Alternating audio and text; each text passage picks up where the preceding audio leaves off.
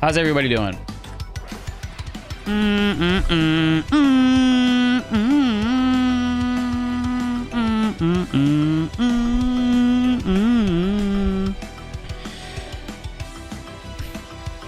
We gotta go back to Sea of Stars one day. This song lives like rent-free in my head. I love using it in like a video, and people always call it out. They're like, bro, that song, I know it, I love it, thank you so much for using it.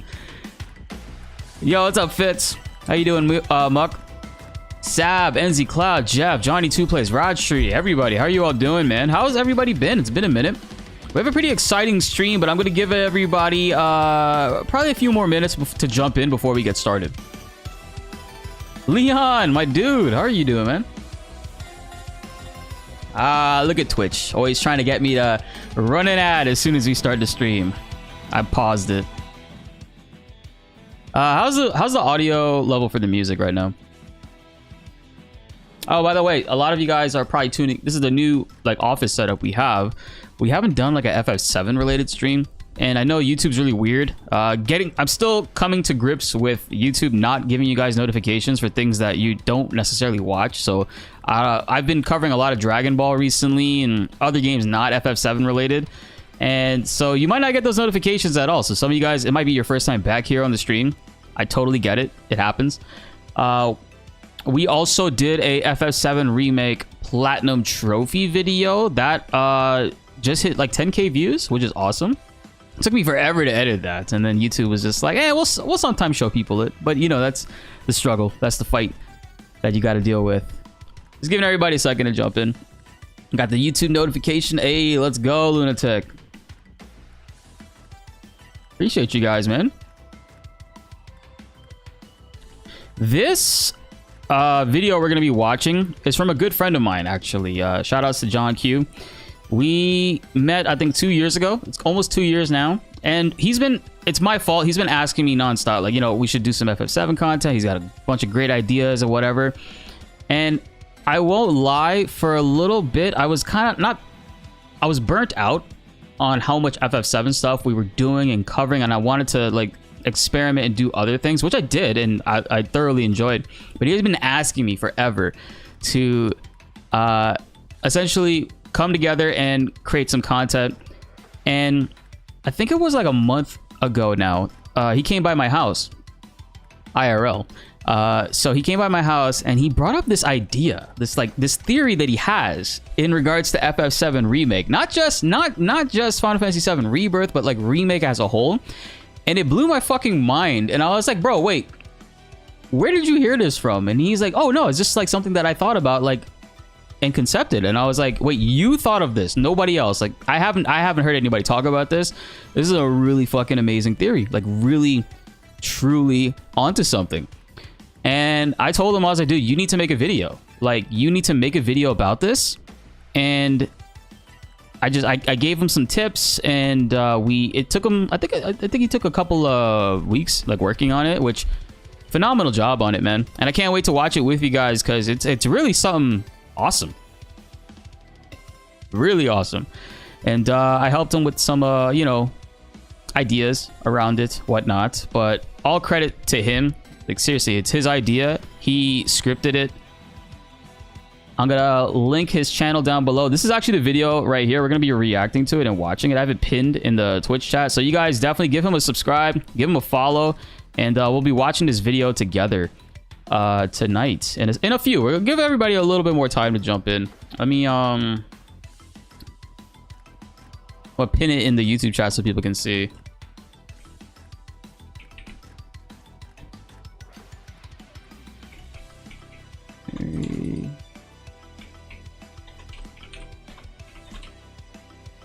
Yeah, there we go. Yeah, I'll pin this on top of the YouTube chat. Yeah, man.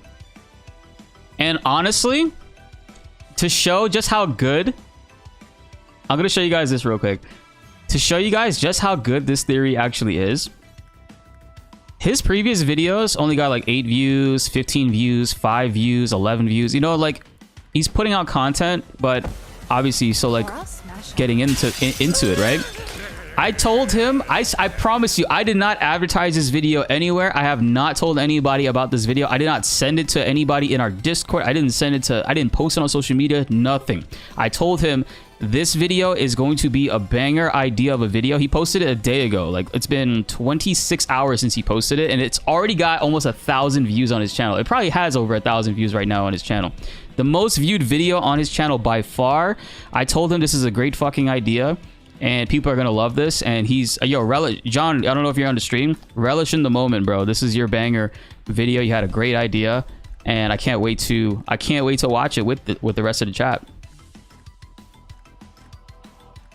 Thank you so much, Downstorm, for the 5 gift memberships. What a way to come back to the stream. And appreciate, and also shout out to you guys. We got to get him to 1,000 subs. Like, he's not monetized yet, and he's going to be planning a lot of this content out. I've looked at his notes. He's got a lot of FF7 stuff to talk about, and I will be appearing on some of it, and we'll be doing some stuff on my channel as well. But major shout outs to John. Fantastic job on this. We gotta make sure he gets to 100 subs from this stream alone, and then eventually 1,000 so he can get monetized. Hey, look, he's hanging out in the chat with us. There we go. You're gonna be meeting with John Eric Bentley and Britt Baron in a couple weeks. Can't wait. Let's go, Lunatic. Yeah, so we're gonna check it out just now. I just want to give everybody an opportunity to jump in, have a little bit of a chat, you know, catch up with you guys. It's been a minute since we've seen each other. Man, are we? Yo, is he at 100 subs yet? He's at 66, bro. We got 100 people in here. He's got to be. He definitely can hit 100 subs from this, and he should, because this content is really great.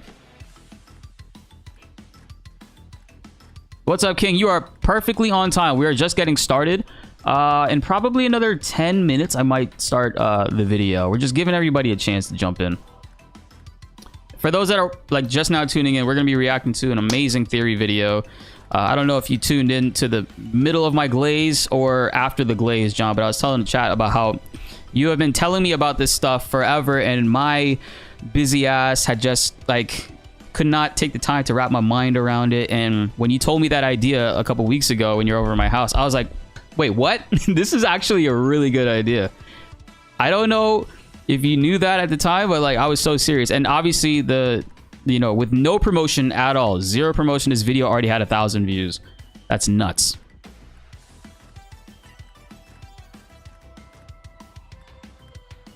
What theory we'll be talking about? We'll be reacting to it right here. It's actually, so he explains it really well. The first like 15 minutes is like set the stage, and then we jump into like the theory around that point. So I'm gonna give you guys a couple more minutes. Just waiting for everybody to tune in. I don't want people to be like King Leaps tuning in and like, oh shit, did I miss it? Am I late? Oh no. I also want to say hi to you guys. I haven't seen some of you all in a minute.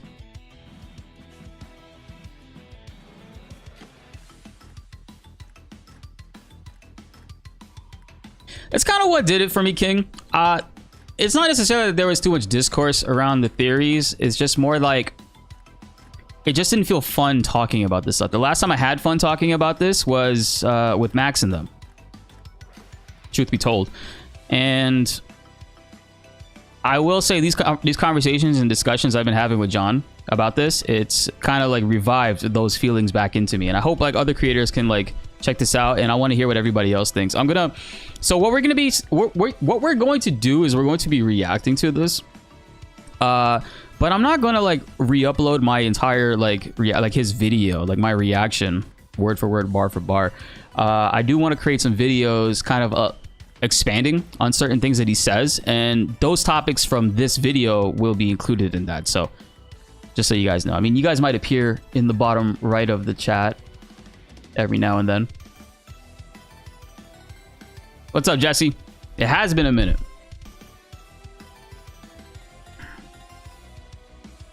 Bum, bum, bum, bum, bum.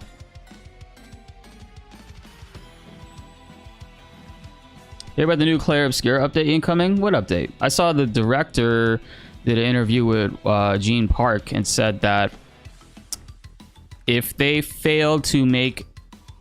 Well, I don't want to say it out loud. I just realized there's a lot of people in here that haven't beaten the game yet. Y'all go beat the game first. We'll talk about Expedition 33 some more. For those that also missed out on that, we did a whole bunch of, we did like a month and a half of Expedition 33 content that you guys absolutely loved. Had a great time with that. So if you guys haven't yet, what are you waiting on, man? How you loving the Tactics remake? Bro, I've been loving it, man. I've been nonstop playing it. We're gonna have a Beowulf video coming out next. Yo, he's at 74 subs. Hold on, we gotta get him to 100 subs before we start this, chat. Hold on, like, give me a second. Why can't I fully copy this? We're gonna be reacting to this video right here on stream chat. Shout out to John Q Gamer for creating this awesome piece that's gonna keep us salivating for a couple of more, you know, it's gonna hold us over for quite some time. You guys check out his channel, feel free to sub. He's got more content like this coming, and he's almost at 100 subs. It would be really awesome if we could get him there. And this new video is, quite frankly, look at this, bro. You're getting 51 views per hour on this. This is like fantastic. Nice. Oh yeah, we're actually working through the platinum on Expedition 33 as well. Jet Chicken, is that real? New content, bosses, and a new area? Are you serious right now? Is that for real? What? Ain't no way. Hold on a second.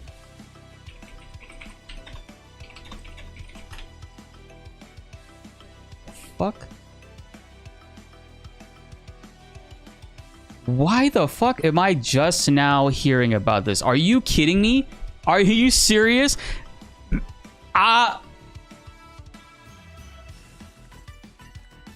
What the fuck, bro? I'm in like so many chats with other nobody's talking about this. All I'm seeing is people talk about the director had an interview and he said he confirmed something. But this is massive. What? First of all, if you're a creator and I talk to you today in a chat, first and foremost, fuck you for not telling me about this. Because this is literally the first time I'm hearing about this today. I've talked to NSP, I've talked to Baby Seal, I've talked to Subtext.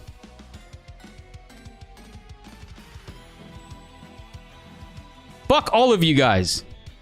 Bunch of bitches sending me the stupidest like shit I don't give a fuck about. And this is the shit. This is the shit I'm talking about, bro. This is what I want to see. Claire Obscura Expedition 33 is getting a free update featuring new dungeon enemies, bosses, and costumes.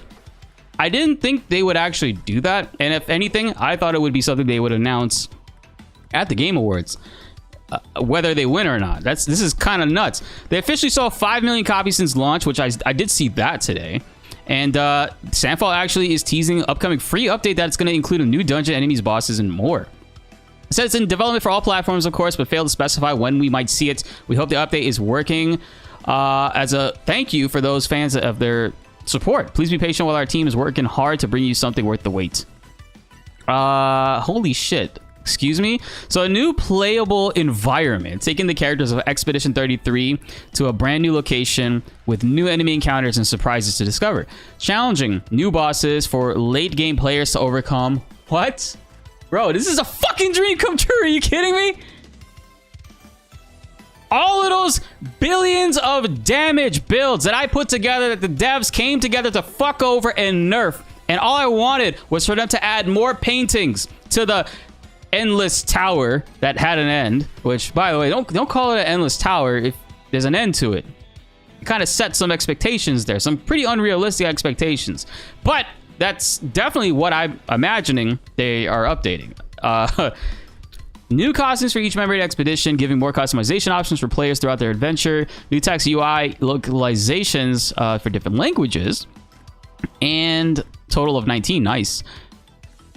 What else did I say? New bosses for late game players to overcome. Bro, they added in, because our builds and stuff were crazy, and also there was a bug, and I wish they didn't nerf it because I love the way that it made CL play. CL used to be able to apply her stacks to everybody with the Chatillon weapon. They fixed that, and they also nerfed damage for certain things.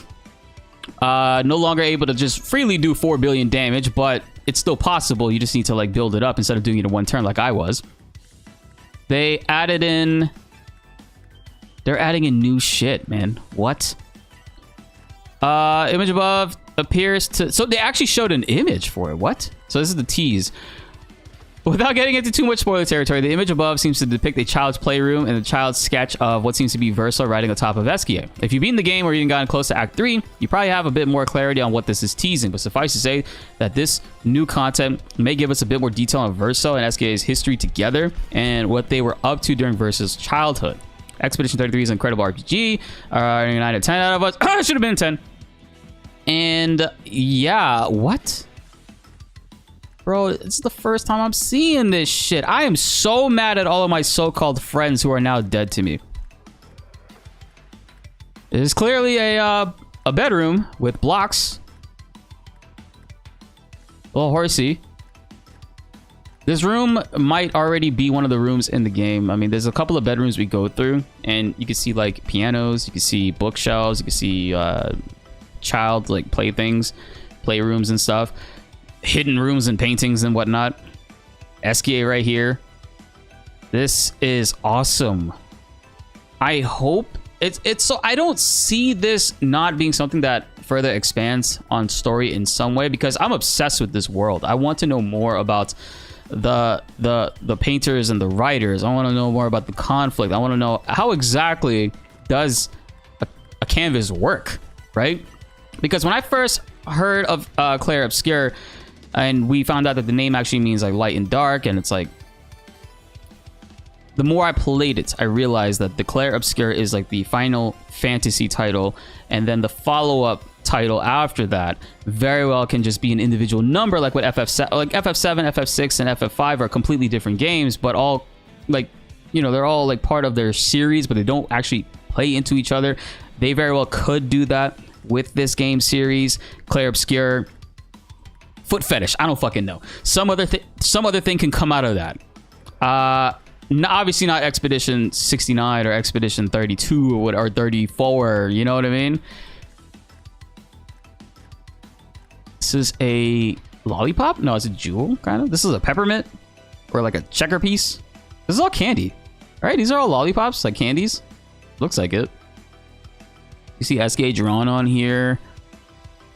This is, so they said this was Verso? They said this was Verso, okay.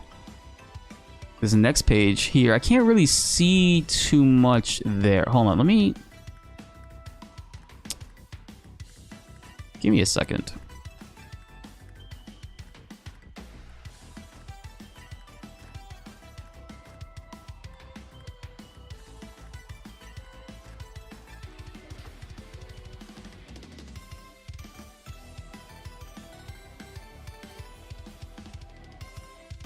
Hey, subtext, fuck you guys. How come none of you told me that Expedition 33 devs are talking about how they're giving us new DLC challenges and all kinds of crazy shit? All you guys are posting in that chat is like the quotes from their comments about the game's story and stuff. How dare you guys? No, not black and white.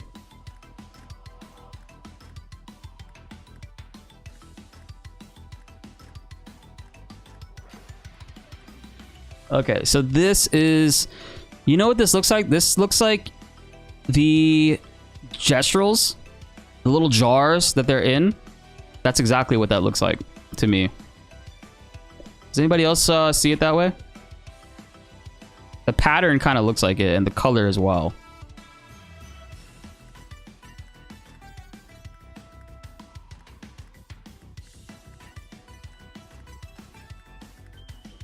Man, actual meaningful shit that I care about comes out and nobody tells me about it. How dare you all? How dare you all? Jesus Christ. Oh, sorry, Bex. We're actually going to watch a really insane Final Fantasy VII theory that might explain what the entire like remake's entirety consists of. But I'm very angry at my so-called friends for not telling me at all that Expedition 33 has new content coming and story shit.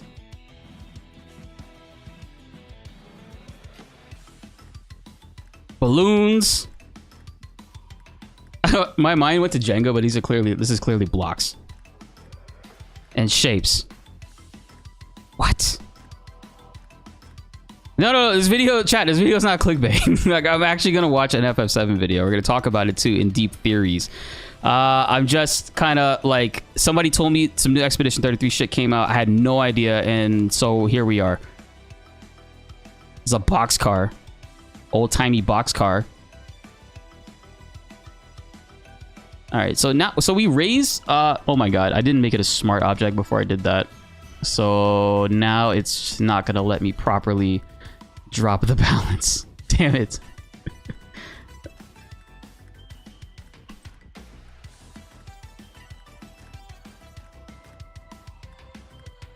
Hold on, chat. This shit means something to me.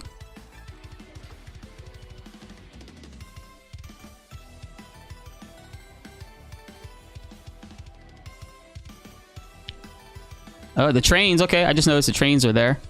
Yeah, they got the trains. Awesome. So, yeah, new playable environment, taking characters in Expedition 33 to a brand new location with new enemy encounters and surprises to discover. Not just the actual challenge tower. It looks like they're actually doing a whole new area to explore. Challenging new boss battles for late game players to overcome, and new costumes for each member of the expedition, giving more customization options to players throughout their adventure. Awesome, man. I think that we'll probably see a trailer for this at the Game Awards. That makes sense to me. They didn't say a date of when to expect this, but that's like the biggest gaming event left for the year. I doubt there's definitely not going to be like a state of play thing because I mean, they had a lot of support with like Xbox. I don't know exactly where they'll be going with that, but damn, bro, that's fire. Appreciate you guys for telling me. Unlike my other so-called friends, I love you all, chat. Never change. You guys are amazing. So that is awesome news. Holy shit, I can't wait to see. I hope I'm able to come up with some new builds. They didn't say if they are going to be giving us new pictos. That would be great if they did. And just see how far we could push it. Because in the early trailers, there was a thing called... I forgot. It was based on curse. It was like it boosts your damage for curse, but you could also give your entire party curse in the same way that inverted affinity worked. So you're able to actually boost your damage another 50%. So if they add some more of that stuff, try to do some workarounds, that'd be great. I like this. I like this a lot. I can't wait to see what exactly comes from that. Holy shit. Potential DLC? No. Confirmed DLC. This is confirmed DLC from IGN with an interview that they had with Sandfall. They are actually doing a free update featuring new dungeon, enemies, bosses, and costumes. Not too sure on how far into story that'll get. Obviously, this tells us quite a lot. So that's awesome. Okay. So we gotta talk about this now, chat. Major shout outs to John Q Gamer, a really good friend of mine. He 2 years ago we met. We've been talking FF7 shop, obsessed with like the series altogether. We were hanging out a month ago, and he presented an idea to me, and it was kind of funny because we were sitting exactly here. We were sitting in my office, and he's right here on my left, and he's mentioning this idea for a theory video that we should do, and it blew my mind because I'm like, wait, that makes a lot of sense. I haven't seen anybody talk about that. Have you heard this from anybody else? He's like, no, have you? I was like, dude, you need to make a video on it. Like, he wanted it to be like a collaborative thing, like we both discuss it or whatever. And I'm like, no, you need to do this. This is your idea. I will 100% support you on this because I believe in this and quite frankly think it's a fantastic one. So we are going to be checking it out here together. This is his channel. I'll be linking it down below for you guys to go ahead and subscribe. This dude is almost at... Holy shit, John Q pulling up with the 10 gift memberships, dude. Thank you so much for that, man. You didn't have to do all that. So, man, thank you so much for that. That's awesome. I appreciate you, bro. Yeah, that's the Bad album. That's my favorite. Bad album's my favorite. And Tifa is guarding it. Whoops. Where's my... Yeah, you see Tifa in the back is guarding it.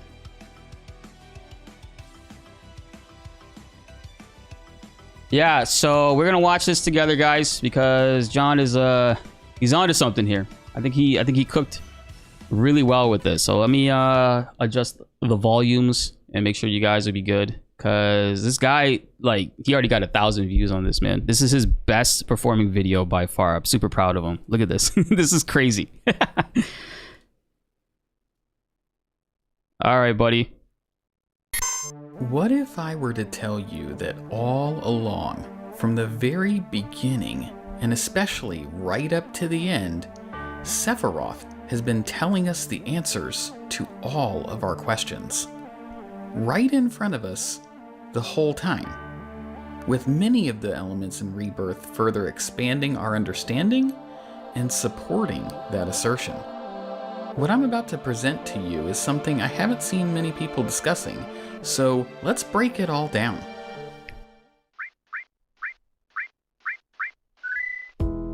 The first concept we're going to explore is the nature of the planet itself and how it actually functions. Here are some of the things we know about the planet of Gaia, as well as some associated questions for which we may not have all the answers at this time. According to Bugenhagen, planetology is, in part, not simply the study of the cosmos and the celestial bodies that dwell in it. Rather, it is a quest to comprehend the cyclical nature of life. That means that life and the planet operate in a cycle of continuous convergence and divergence, which can be studied. We also know mankind was born from its soil, and upon death, the body withers and returns to the planet. Similarly, the mind, spirit, soul comes from the life stream, and at the time of death, our bodies may disappear when we die, but our spirits still live on. A really good thing that John does with this is he reiterates a lot of the points that most people already know. We already know most of this stuff, but it's for purpose because he does dive a little bit deeper into it, which I do appreciate. And yes, a lot of this stuff we already know. Like, and they told us this from the originals. Like, we come from the planet, you die, your energy, your whole body gets not consumed, but you return to the planet and become one with them. It's like a cycle that repeats over and over again. We return to the planet, rejoin the life stream, and in time give rise to new life. We also know the life stream is an apt name, though it is as much a reservoir as it is a stream, being the sum of the planet's spiritual energy. The life stream is also comprised of the accumulated memories, emotions, knowledge, hopes, and dreams of every individual who has ever lived. It is the very essence of our star, the blood coursing through its planetary veins. And if ever that essence were to be entirely depleted, planet runs out of energy. It and everything on it dies. The planet needs the life stream to survive. And the planet has a will of its own. The two go hand in hand together. The flow of the great river that is the planet, from inception to oblivion. And it exercises that will via the Whispers. The Whispers are perhaps best described as arbiters of fate. They are drawn to those who attempt to alter destiny's course and ensure they do not. Like capital D? Destiny? And you're saying that that flow is somehow fixed? So if we're destined for a bleak future, these Whispers will try to keep us on that course? They're led by the Whisper Harbinger, which is a weapon just as much as those featured in Rebirth.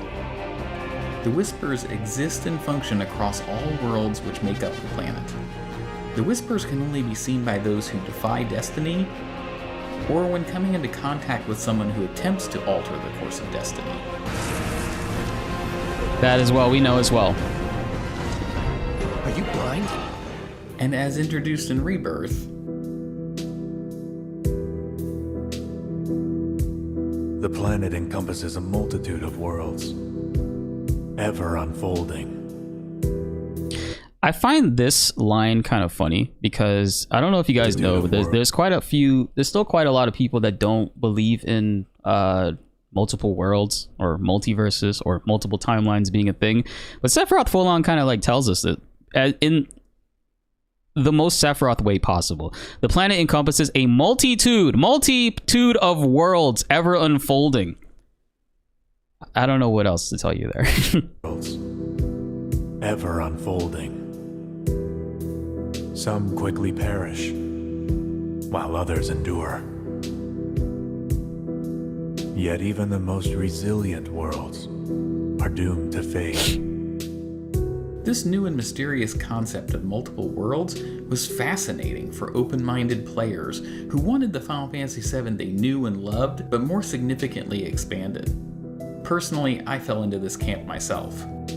As it turns out, such a prospect was concerning for players of the OG Final Fantasy VII, who would have preferred for Square Enix to have made an exact one-to-one remake of the original PS1 game with better visuals on modern hardware. In fact, this sentiment was vocalized enough that after Remake debuted in 2020, fans began to speculate whether the Whispers, and their role as custodians to maintain the sacred course of the story's events, were a meta-level reference by the developers to represent purist fans' desires for zero change to the original game. And we know that that's not true. That's like a theory or like a thing that people were presenting, mostly like on subreddits, that the meta commentary is that like the fans, the OGs, and the purists are whispers and trying to prevent things from changing. We know that that's not true. And devs have confirmed that was never their intent at all. And that's just something that just became popular online, but I never really put too much thought into that myself personally.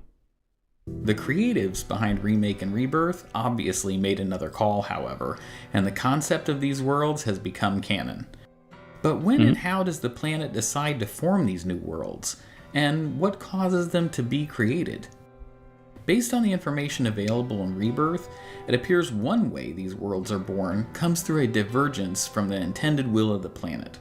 When choices are made, which branch from the course of destiny, it appears new worlds are potentially made as represented by a rainbow effect seen in Rebirth. But remember, that only became possible once the Whispers were not able to intervene anymore. Because like when the Whispers essentially fought tirelessly to keep things going on the straight path that it was supposed to go. But once you get rid of the Whispers, you can kind of start to do things outside of the norm, which is why like in Remake we're seeing things just totally go in different directions than we expected. But the beautiful thing about this video that I think, and we'll get into it later, it kind of like explains why they're going in this direction in particular for a remake, if that makes sense. It will soon. However, in order for an individual to break from the will of the planet, a world containing that person must already exist in the first place. So it's reasonable to conclude that the planet also materializes worlds and populates them with all forms of life by tapping into the spiritual energy of the life stream, as stated by Bugenhagen previously. Additionally, one Rebirth NPC also theorizes that the planet may even create worlds from more metaphysical sources as well. So, my parents are no longer with us. Here, that is. But I believe they're still out there, on another plane. I've been reading a bunch of theories about this alternate world in the hope of going there someday. And over the course of my studies, I stumbled across a fascinating theory. It addressed the issue of what the life stream is, arguing that spiritual energy is actually a manifestation of our knowledge and memories. Like I said, it's a fascinating theory, but it's incomplete. What about our hopes and dreams? We remember those, don't we? So what if spiritual energy doesn't distinguish between our real, lived memories and the unrealized desires buried deep in our hearts? What if coming into contact with that energy allowed us to peer through the looking glass, so to speak? It's just an idea, but I hope to find the truth someday. There's a lot of cool, interesting dialogue from the Cosmo NPCs in particular in regards to that. But one other instance that she kind of like references there that I was kind of like surprised they didn't really touch on was in the game. We obviously see that people that are in like that sleep like world, that are trapped between worlds, are moving around and interacting, or they're stuck on one other side, right? We did see one instance of that in Remake with Jesse's father, right? When we go to Jesse's father in chapter 4, we don't really hear it from her, but Biggs and Wedge kind of elaborate and say that Jesse thinks that her dad, with the Mako fume poisoning, let's say, that he got while he worked at Shinra, he is stuck in like a coma, but trapped between different this world and the life stream. And we now know that that very well could be the case. We see in Rebirth all the time when Cloud is like sleeping, he can see into the other live stream, you know, he can and he can see through kind of like himself that's also trapped between in like limbo in that way. You get what I mean?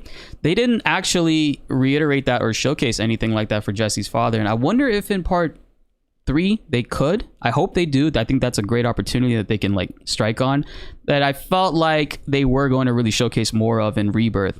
But yeah, that's it's still getting to there. Aerith seems to back up this theory by indicating that one world was, let's just call it a dream. My dream, to be precise.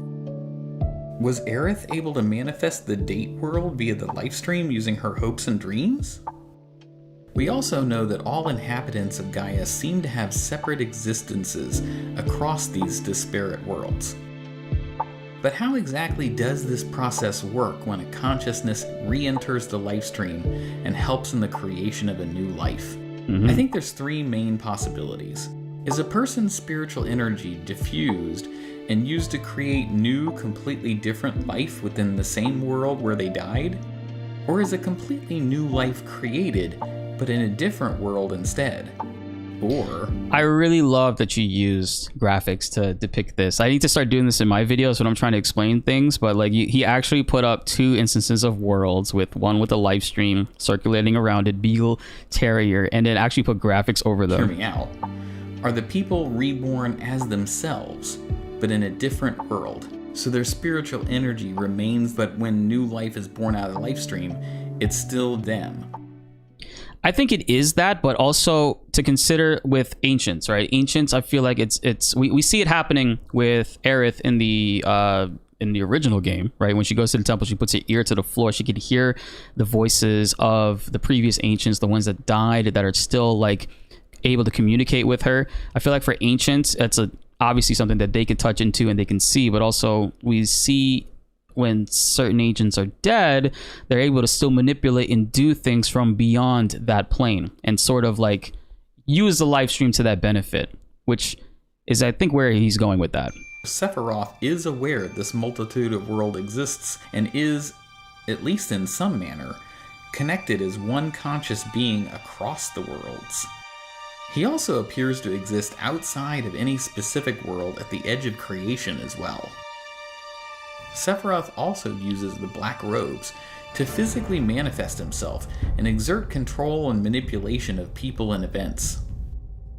Based on Aerith's uncanny knowledge of events during Remake, He's my bodyguard. And a soldier. Pretty cool, huh? I guessed. From the sword.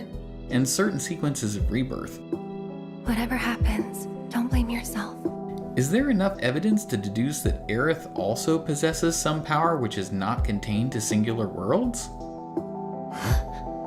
Yeah. I think the first time we actually see that is, well, when she comes into the dream, right? The, what do you call it? The resolution scene in Remake, where she's outside of her house and Cloud is like interacting with her. I don't think that that's the Aerith that we are currently in that moment trying to rescue from the Shinra building. I think that's absolutely like the Aerith that is kind of like in that dream world that's roaming around. Everybody dubs and jokingly says like the OG Aerith.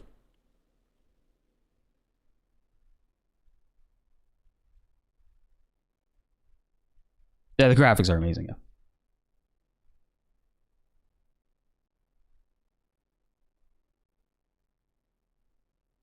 Related to this visual, and depending on where he takes this, I have a good image for the OG that may be able to support this. Hey, yo, I'll connect you to.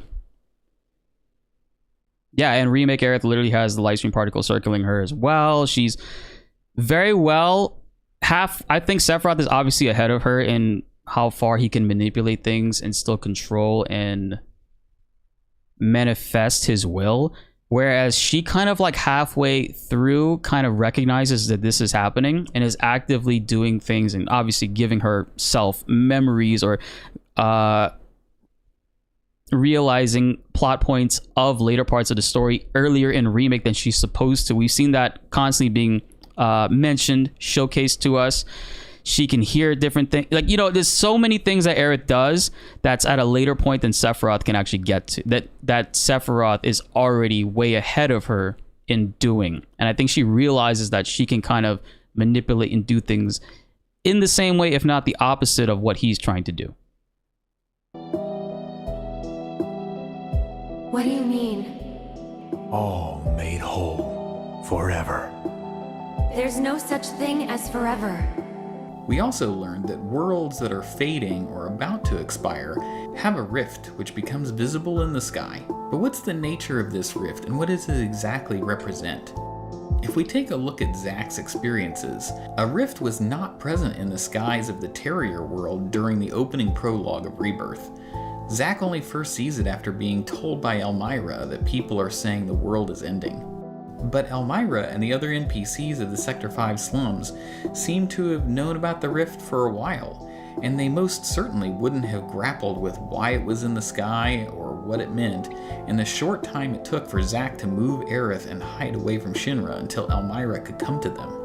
So the reasonable conclusion is Zack couldn't have seen it at first, but then only could after Elmyra mentioned it and recent events caused Zack to feel as though the world or his world could be ending.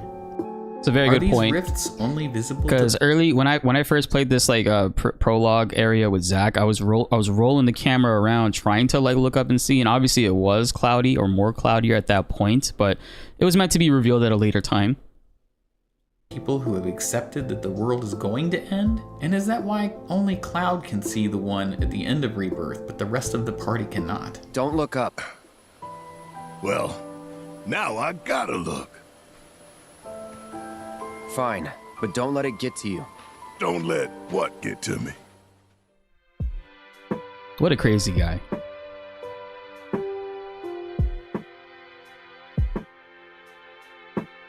Now that we've discussed at least 3 potential ways the various worlds might be created, how are these different versions of Gaia connected via the lifestream?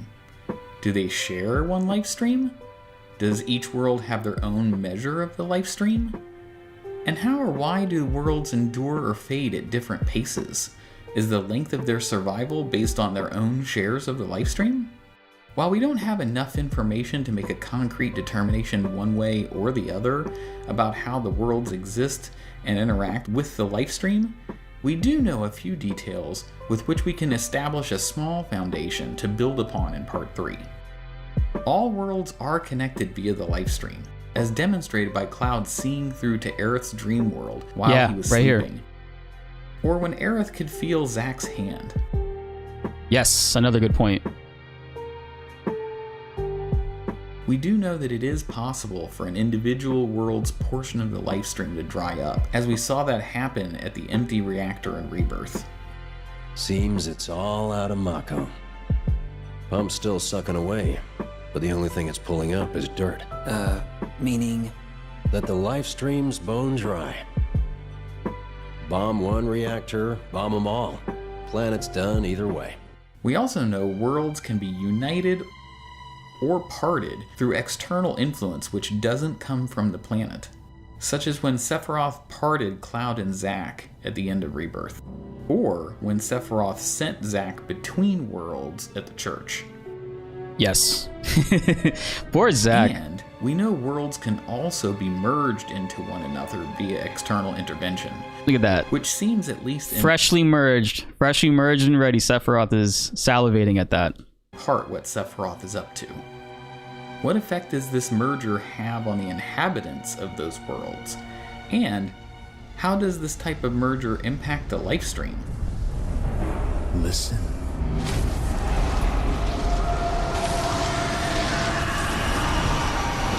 We're gonna get into some really sick stuff soon.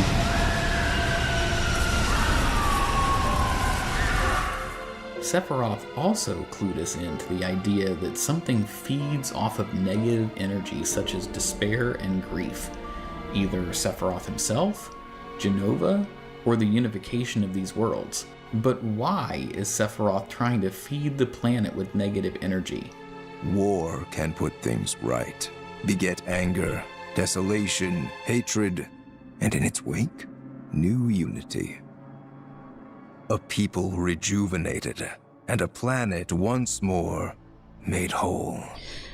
Of course, made whole. And that's Sephiroth's whole endgame, is ultimately combining, creating an aspect to put this planet back into being whole. And there's a purpose for it that I really, really like. Really like.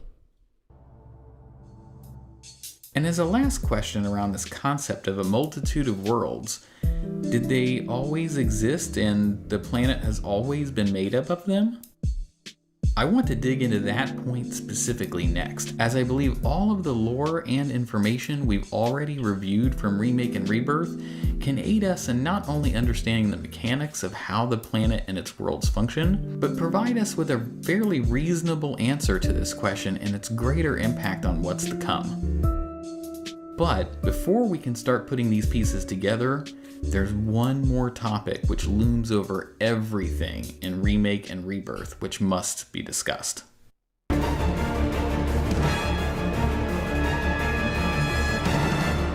Cute. There's still so much we don't know about Jenova. Obviously, the devs have been intentional about holding back key pieces of information to be revealed in Part 3. But even if we look across the entire compilation of Final Fantasy VII, from the original game to now, so much of the lore around Jenova has just never been explored. And while we don't have anywhere close to a puzzle box to know what the picture will ultimately resemble, my favorite parts, Remake and Rebirth presented us with just enough pieces that we can begin fitting them together and get a rough idea of what parts of it will look like. Let's review what we do know. Jenova came from space and crashed on Gaia roughly 2,000 years ago. Long ago, a wound marred the northern lands. The specimen found in strata dating back 2,000 years smiled with what could only be described as ethereal grace. She needed a name, and so I dubbed her Jenova. This raises the question of how Jenova actually came to Gaia. Did Jenova arrive via the Gi's homeworld that it had already consumed? When Gi Natak is narrating during the final battle of the Gi village, he describes the end of their homeworld. With the passing of eons, the star we called home began to wane, until at last it was subsumed by your own. The earth shook, seas boiled, skies shattered, and time stopped. Few of my people survived the chaos and calamity. Those who did began a new life here. But to the planet, we were not welcome, not in life nor in death. Jenova is referred to as the Calamity from the Skies and is a destroyer of worlds. And according to Bugenhagen, the Gi arrived many millennia ago. Is it possible that these two are connected? One additional possibility is that the Gi summoned Jenova via the Black Materia before the Cetra could steal it. Gi Natak stated, "From the planet, we claim the greatest of materia, a most sacred treasure, and imbued it with our desire for freedom. After an eternity, the materia began to stir, and thus did we rejoice, knowing that salvation was within our grasp." Perhaps as the Cetra locked away the Black Materia, Jenova arrived as a result. Or is there some other explanation entirely for Jenova's arrival? That's such a really cool idea too. Like if the whole reason why Jenova is here, well, the Gi were here before. Their planet was consumed by the Earth, and they're here now. They don't want to be here. They can't die. They can't return to the live stream, as Gi Natak has complained about before. They use the Black Materia to summon the power in order to get rid of their existence. And in doing so, accidentally, unintentionally, maybe not knowingly, summon Jenova. Jenova also possesses an ability to mimic the dead. Though in time we triumphed over the calamity visited upon us by the stars, tragedy would nevertheless be our ultimate reward. For the children of men feared us. For the children of man envied us. Perhaps their enmity was seated by I love our these fucking celestial scenes so much. adversary. None can say. A deceiver that stole the faces of the dead, of mothers and fathers, sisters and brothers lost. With their voices did it sow the seeds of discord among our people, among the children of man. The Cetra were the original stewards of the planet prior to Jenova's arrival, and they could communicate with the planet to understand its desires and needs. And we know the Cetra stood against Jenova, just as they did the Gi. It has ever been our sacred duty to protect our planet against any who would threaten it. And shows them just knocking down the Gi. They who came from without were one such threat. Lastly, we know that Jenova was successful in basically killing off pretty much almost all of the Cetra. Alas, the ancients themselves are long gone. 2,000 years ago, a meteor brought an end to their civilization. Regardless, we had been forsaken by fate, abandoned to unquenchable anger and unbearable grief, condemned and driven forth, powerless to forestall the coming of our end. For the planet did we lay down our lives in battle, and in death returned to her embrace. It's kind of all the Cetra's fault in a way. Before their fiery end, did the ancients find their promised land? Even now, we have only to wonder. However, since Jenova did not originate from the Lifestream, it couldn't rejoin the Lifestream, just as the Gi could not. Those not born of the Lifestream can never join its flow. One cannot return to that from which one did not arise. Yet our adversary did not. Could not. Yeah. Thus did it fall into a deep slumber. And they reiterate that point right there. In the silence of its sleep, it was given the name Jenova. Jenova. Now that we've explored the nature of the planet, its multiple concurrent realities, the Lifestream which bridges them, and the external entity known as Jenova, I'll start to fit some of the puzzle pieces together in a manner which Wait makes for the it, most Wyatt. sense to Wait me. for it. And to do so, I'll start where we left off a moment ago and work backwards. How exactly did the Cetra manage to stop Jenova? Jenova was a life force from beyond the Cetra's own world. Its nature was unknown to the ancients, and Jenova possessed the power to adjust its appearance, speech, and behaviors to imitate other creatures. We know from the scene in the Temple of the Ancients that the Cetra teamed up with humans to fight Jenova. From what we've learned, the Cetra essentially went almost extinct, and the only result their alliance with the humans could muster was to force Jenova into a form of stalemate and stasis. Yes. But how was this achieved? Perhaps the Cetra knew enough about the planet to be aware of its multiple worlds, and how the Lifestream connects them. But even if they did, how would that help them in their battle to subdue Jenova? Here's the reasonable explanation to me, and the case I'll make for how the blurry picture on the puzzle box looks to me by the end of Rebirth. The planet was once whole, and served as the home of the ancients until the arrival of Jenova. Recognizing they were unable to beat this alien entity, and with the survival of the planet they loved at stake, they were forced to split their home into multiple realities. The first rainbowed action, perhaps? The Cetra used their knowledge of the Lifestream to divide the planet into a multitude of worlds, and by doing so, Jenova, who was unable to be absorbed into the Lifestream, was instead pulled apart and splintered across all those worlds. That's this shit right here is what he told me, and it blew my fucking mind. I was like, wait a minute. that would make sense. If you can't kill it, you can't let it die on, you can't get rid of it because it will not go back to its life stream is not from there. How do you get rid of it? You can only subdue it. And how do you subdue it? By trapping it and fragmenting it off in a way that it can not come back together, right? And now this kind of shows a little bit more as to why Sephiroth is so obsessed with combining the worlds together. Reunion, bringing them all together.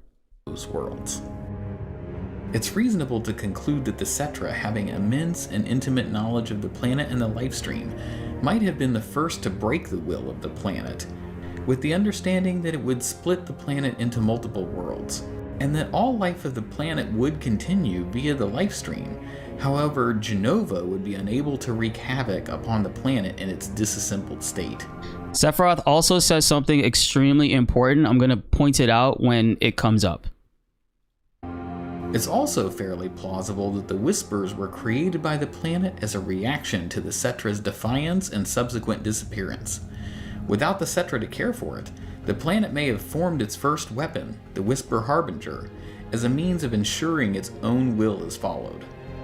Based on this theory, the events which play out on an individual world are unable to bring about a final resolution for Sephiroth, Jenova, or the Gi, because those events are contained to that single reality. As such, it stands to reason that in order for anything to truly affect these aspects of our story, the disparate worlds of the planet would need to come back together, a homecoming of sorts.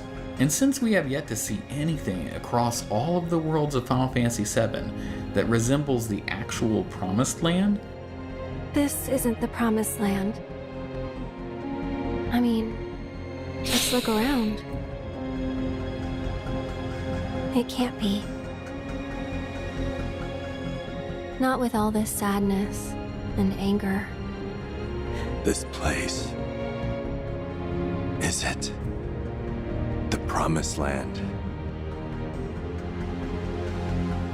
I'm sorry, but I don't think it is. Of course. Figures.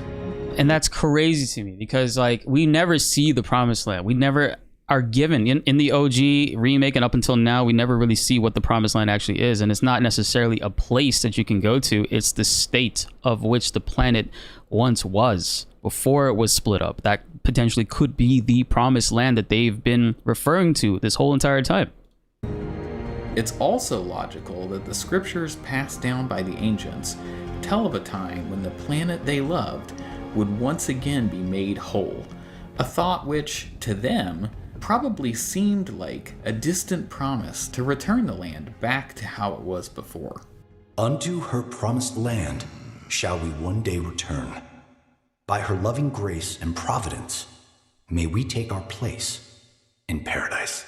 Ironically, this statement here could also apply to Jenova, as like once the Promised Land, all the world is like fully put back together, can Jenova truly be whole and be its true form? We always see Genova's got like 20 different forms at this point throughout all the games. If this is truly how the puzzle fits together, it appears Sephiroth may have figured out the box's cover art as well, with his words and actions backing it up. Let's evaluate what we know about Sephiroth and his master plan based on what has been presented in Remake and Rebirth. Cloud believes he wants to finish what he started. He wants to reclaim his birthright and rule over the planet with Jenova at his side. Aerith seems to think he's going against the way that things should be. And you're wrong. Everything about you is wrong. There's no such thing as forever. No. You're wrong. We also know Sephiroth doesn't want Cloud to die. Rather, he wants Cloud's help. I have a favor to ask. Our beloved planet is dying. Slowly, silently, painfully. Can you bear to see the planet suffer? Cloud. That which binds us together would be no more, and I would be loath to live in such a world. Which is why I must ask you this one favor. Don't worry. It's a simple thing. Hey, how's it going, Royal Pair? Cloud. Run away. You have to leave. You have to live. Careful now. That which lies ahead. Yeah, so Jenova does not yet exist. It's not known exactly how Jenova decided to come to the planet, but what they're theorizing is that when the Gi, it's possible, not necessarily the main point of this like entire theory, but it's possible that the Gi, in using the black materia to try to summon their end, and the Cetra stopping them and trapping the black materia, it made Jenova, which is a planet infector, if you can kind of think of her that way. She's like a virus infecting planets and consuming them from the worst possible ways and killing them from the inside.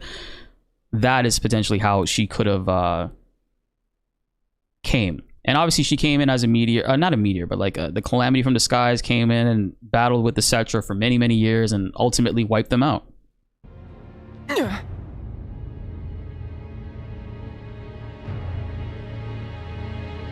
Yeah, the meteor. Jenova is obviously traveling through space. Meteors are in space. The meteor that they tried to summon with the black materia to end them, and by ending them, maybe it needed to destroy the planet as well, now that I'm thinking about it, because the life stream surviving, the Gi cannot be absorbed into it. That could be another angle that they go about it, but that meteor coming down potentially could have had Jenova on it, not knowingly. Will become a part of it one day, but I will not end. Nor will I have you end. Cloud, lend me your strength. Let us defy destiny together. Leave me out of it. Ooh, good transition. How very stubborn of you. Perhaps you need a little push. Sephiroth wants the black materia, presumably to call forth a meteor capable of causing catastrophic damage to the planet, as seen in Shinra's visual entertainment hall during Remake and also shown in Rebirth. Gi Natak also all but confirmed this function of the black materia when he begged the party to return it to the Gi. Our ultimate salvation is cessation. It is nothingness. Our wish is not to exist. That is such a hard bar. To no longer exist. It's hard to feel at ease around folks whose only desire is death. And if the planet won't let them have it, well, who's to say they won't let the planet have it? We ask that you retrieve it. The black materia, key to our oblivion. I fucking love this new edition, man. It's just like, it's obviously is a fan favorite. Everybody loved the way that the Gi tribe is so much more more realized, more defined in this. And ultimately in chapter 10, I forgot what chapter Cosmic Canyon was. I was pissed when Gi Natak showed up and ruined the Seto moment, but ultimately it ended up enhancing the entire overarching plot and making me even more intrigued than I already was, because now the Gi, who was just an enemy that you fought in one section in the original game and then you just completely forgot about them going forward, I don't even recall them being mentioned again later on, they're now as big as the Cetra. That's a lot of depth. Please, it alone can liberate us from this endless dream. Sephiroth appears to have needed the party to help destroy the Whisper Harbinger and break the planet's hold over Destiny so he could take control of the Whispers himself.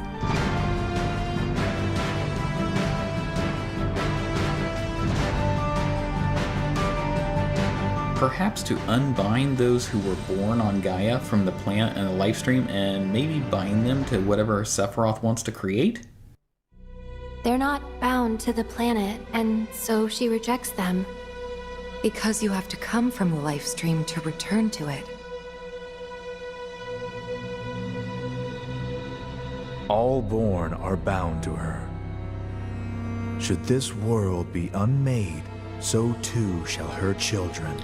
I love the way John edits this, by the way. It's like, it's not just him presenting and saying these things like I typically do in my videos. He's actually taking audio cues and specific moments from the story that actively say it out loud that sometimes we might forget about, because when you're playing the game, you're not really locked in and focused on every single detail, not all the time. He goes back to the like original moments of when they say these things and further let them elaborate more onto it and reinforce that idea. I think that's a really good editing trick, John. Not editing trick, but like a way to emphasize exactly what it is, your point that you're trying to make. So despite his desire to obtain the black materia and summon Meteor, outright destruction of the planet doesn't seem to be Sephiroth's actual intent. However, when Sephiroth grabbed the black materia in Rebirth, he called it the key, which grants access to the true counterpart hidden between worlds. And we know Sephiroth didn't want the remake Beagle world to have a white materia, because when Cloud still possessed it after his time spent in Aerith's dream world, Sephiroth stated, "That doesn't belong here. Very poor form." While we don't have enough information by the end of Rebirth to understand why, Fighting the dirty. existence of a white materia is clearly not something Sephiroth wants. And perhaps he even formed the singularity at the end of Remake, knowing Aerith would need to use or empty her white materia to modify it as she did. Thus, by the way, since 2020, I have been saying that Aerith used the white materia here in this moment, and I mentioned that in 2020, and then we talked about it in 2021 when we were leading up to the promos, and then when we finally saw the empty materia in like the trailers and stuff, but we couldn't pinpoint exactly at what point of the story that was exactly going to be, it further was like made a point here that like she absolutely used Holy to do this. Whether she did it on purpose or unknowingly, I don't know, but it's clearly where the juice from inside Holy went. his way of getting rid of it? And the concept of a reunion has been referenced many, many times. A touching reunion. For the future is bright. We are to bear witness to the reunion of worlds. Reunion. And based on some very specific lines of dialogue during the Temple of the Ancients, it seems extremely plausible Sephiroth is trying to reunite all of the worlds which make up the planet with the intention of making it and Jenova whole. Yet I shall remain. I, son of Jenova, will at last claim my birthright. My dominion shall reach into infinity. It shall encompass worlds unbound by fate and histories unwritten. My fragmented mother, these errant worlds, all shall be one again. That segment right there, my fragmented mother, if there wasn't any other way to kind of like give this theory or this idea that they split the worlds in order to split Jenova multiple times so she can't truly die, but she can't also reveal her full power because she's split amongst, like, herself has been I don't know, like what, 8 or 9 different worlds fragmented. I mean, that's a major cue right there, and he obviously wants to make them all one again. Just like these worlds are fragmented, put them all together, either by eliminating them or consuming them. I don't know which route he's exactly going with it, but it's all about making them all one again, whole again. Just because for whatever purpose he needs for Jenova to be whole again, maybe full power. Maybe we've never seen Jenova truly at full power, even from the OG. Maybe the worlds were fragmented from there. I don't know. These errant worlds. There is the idea that when Sephiroth at the end of Remake sliced a hole in the fabric of, like, let's say Destiny, and then Aerith purified it with the holy materia, that's where multiple worlds started to exist and come into play. But we did see the Whispers were already roaming around before then. So at what point, maybe that was the deciding factor, or was it always a thing? Is the original FF7 like another, like, not Beagle universe, not Stamp universe, but like a Bulldog universe? You know what I mean? Like it's where does it originate from? Was this always a thing that the devs could have been like cooking up or planning as like a backup thing that they can come back and establish more what do you call it, more depth to? All shall that would be one silly. I don't think again. it is though. The reunion. All made whole forever. There's no such thing as forever. Ah, but there will be. This statement seems to tie back to what Sephiroth said in the Nibelheim reactor way back at the beginning of Rebirth. Together we will reclaim our world. It also does, though, chat, it also does give further validity and reason to why remake the game in this way. Why not just do a one-for-one remake? Why remake it, but also kind of make it a sequel in a multiverse and multiple worlds all at once? And it's kind of like it's kind of fun to see it done this way. It's like, okay, we instead of just remaking it, let's make it fun, where that stuff from the OG already happened, that does exist, and Sephiroth is aware of that, and some party members may become aware of that, but remake it in this way to kind of not do the same thing over and over again and try to add something new to it. And I know exactly how we can do that. The Promised Land. Again, I think Promised Land is key to it all being together. Sad, Mother. Because I'm here for you. Now and forever.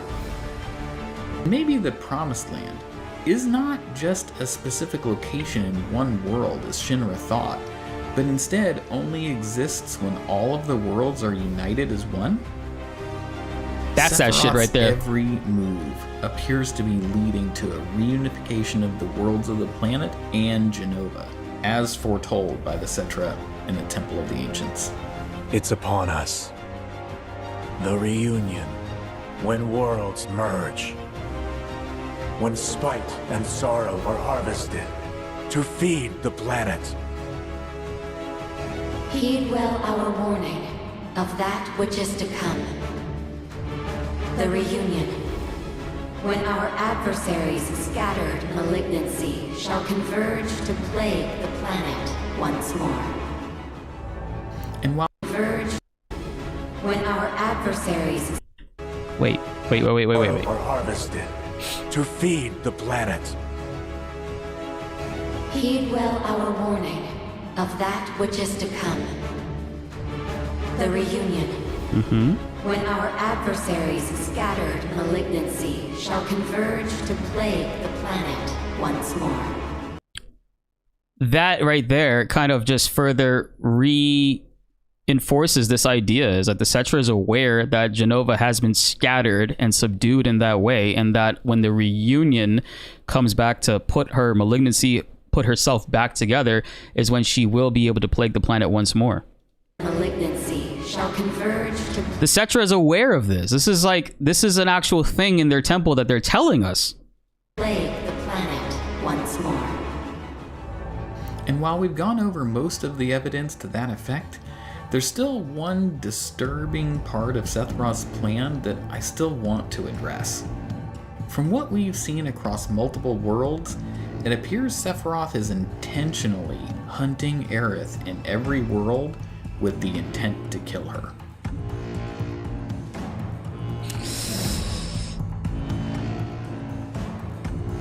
He even confirms as much to Aerith herself, twice. Yes, he does. So this is where you've been hiding, in a world that has accepted its fate.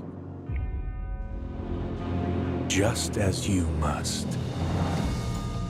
How can you want this, Sephiroth? How can you want an eternity of loneliness? Begone. Your part is played. With this context, when Aerith runs at the introduction of Sephiroth's theme during the opening of the remake, a whole new meaning is added to that moment. No, I'm getting chills, bro. Goddamn.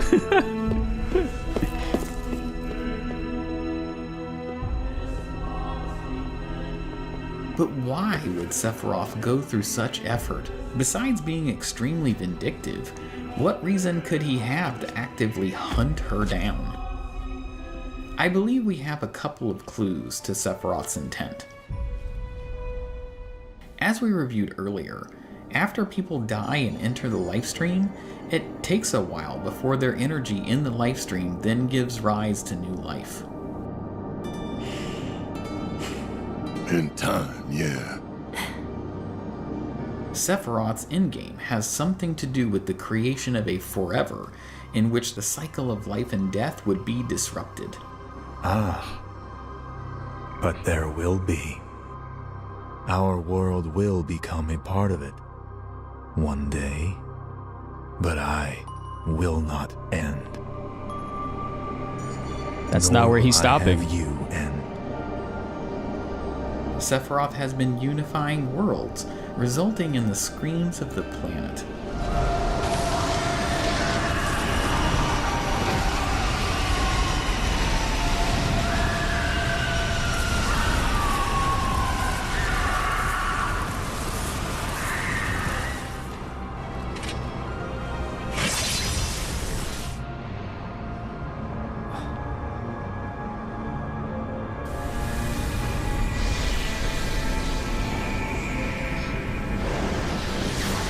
Look at that, chat. Did you notice that, by the way? The way that these two seemingly universes, worlds, combine in that moment, and we see the screams emit from that point. Listen to the planet, Cloud. To her ecstatic cries, her rapture. Screaming! It's screaming! What you heard That just shit hurts. now were the voices of the planet. Those born into this world, who lived and who died, who returned. They're howling in pain. Because of him, Sephiroth? Their words, they don't reach him. All these moments and memories, precious and fleeting, they're like rain rolling off his back. And when they're gone, he won't cry or shout or anything. From this, we can deduce that if people have died and their essence or consciousness is in the lifestream at the time those worlds are unified, they may cease to exist. And on the flip side of that coin, what would happen to the multiple versions of everyone who are alive and not in the lifestream at the time Sephiroth successfully executes the final unification? Do all of the worlds converge and suddenly there's a single version of every living person who ends up in one unified world and live together?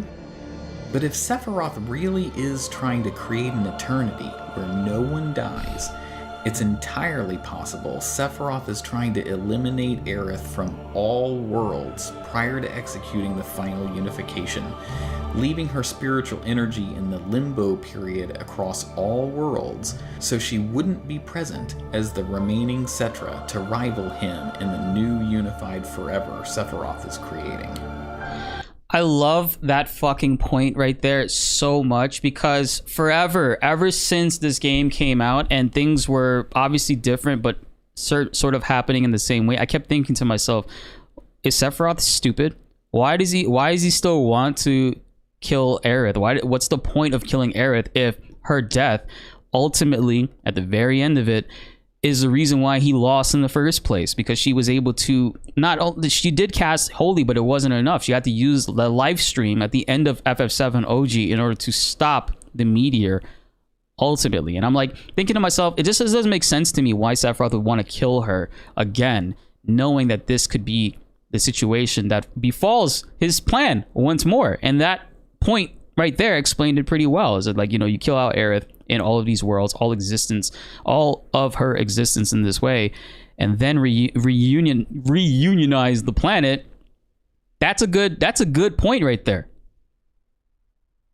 Yeah, her death is his biggest fault. It's his downfall. It's the reason why he fails. I always thought that, and I just thought it was stupid when I would see new elements are being introduced to Remake, but Sephiroth continues to do the same exact things and let things play out exactly the same. It just didn't make sense to me. Like, what are you doing, bro? I felt like it was just weird, but there had to have been an ulterior motive or a whole plan for that. And they kind of, like, this idea right here introduced kind of helps us with that.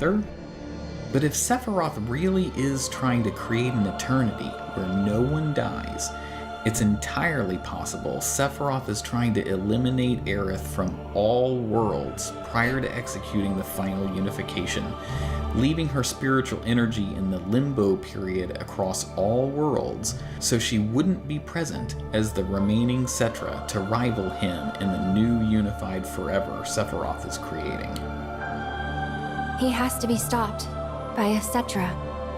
He has to find a way to lock her off from the live stream. And I'm the last. She can't just die. She has to be completely locked off from the live stream. So there you have it. We set out to break down the lore and mysteries found thus far in the Final Fantasy VII Remake project, helping us all who were feeling exactly like Zack. What in the hell is going on? And make the case for how these puzzle pieces fit together in the way that makes the most sense. If you're with me and everything in this video makes a lot of sense to you too, let us know in the comments. Conversely, if you disagree or have your own takeaways from Remake and Rebirth, let us know as well and share your own thoughts with us. And for those fans who have only played the Remake series and are trying to remain spoiler-free until Part 3, I did my best to record this video without using any of the other information found in the Final Fantasy VII compilation, but I would just recommend being super careful when diving into the comments, just in case folks share more info than what was found in Remake and Rebirth. Nah, John, we're diving all in. BltzZ for helping me to give shape to the ideas bouncing around in my head. Go check him out on YouTube, Twitch, and all the socials. Also be sure to check out Kilika Beats, who provided all of the fantastic lo-fi tracks that are found in this video. You can find their awesome video. Major shout outs to John Q Gamer, guys. If you haven't yet, this guy cooked and I love this idea. He's a really good friend of mine, a really good IRL friend. Really well put together video, bro. This is the video. I'm linking it right now in the chat. I also have it pinned in both comments. You guys, please check it out. Support this man. Me and him will be working together on a few things as well, bringing more content and cool ideas. He's not done here. He has a lot more that we've been discussing, and I can't wait to fully make that realize in a video.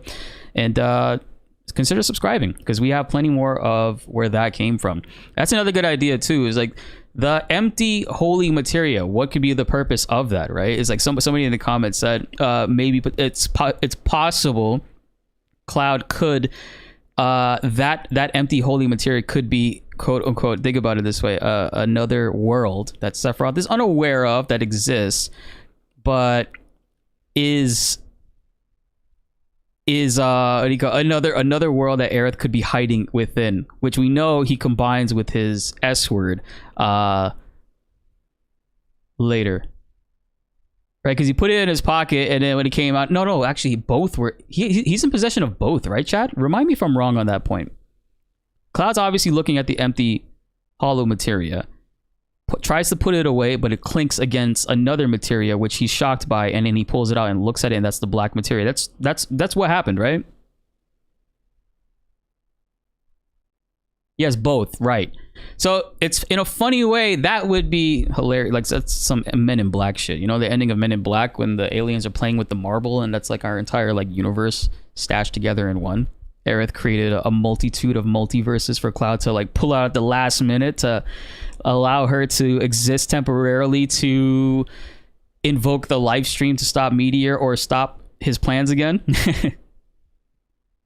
Pretty awesome stuff, man. Seriously, major shout outs to John for that, guys. You guys go ahead, give that man a follow.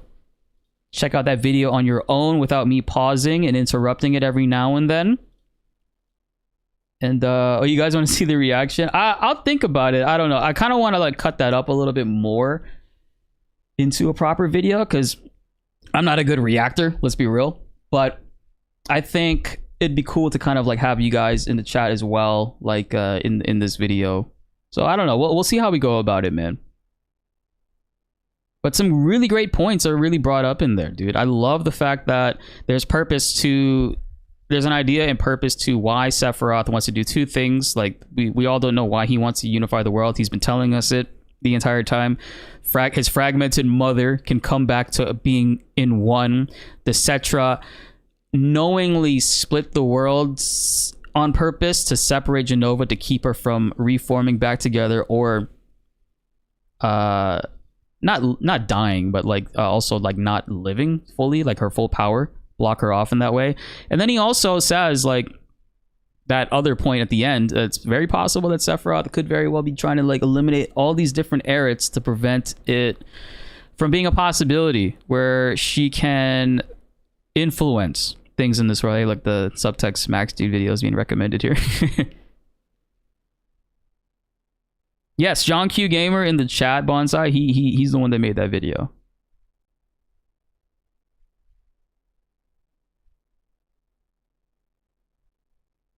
Yeah, no problem, guys. I mean, all major credits, shout outs to John for that. And also thank you guys for the likes. I just noticed we almost hit 100 likes on YouTube. That video is awesome, man.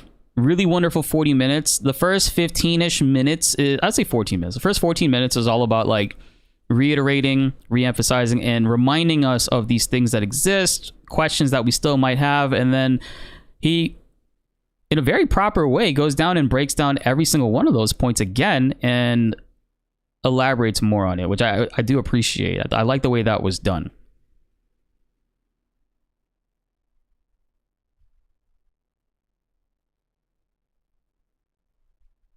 Your spine is chilled. Brain shattering. Hold on, let me play I gotta play a song. It's a little too quiet right now. Ooh.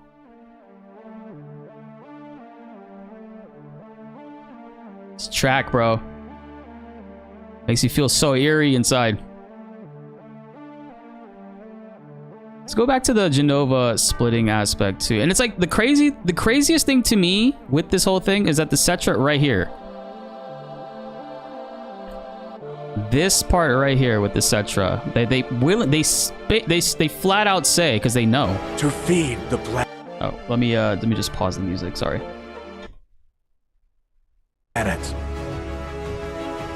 Heed well our warning of that which is to come. The reunion. It's not like the Cetra heard Sephiroth say this and went ahead and they re-recorded this for the party to hear it. This is something that was put into this fucking temple from years and years ago, well beyond any of these characters existed in Sephiroth himself. The reunion is a concept that they already knew about, that they are trying to warn people about this potentially happening.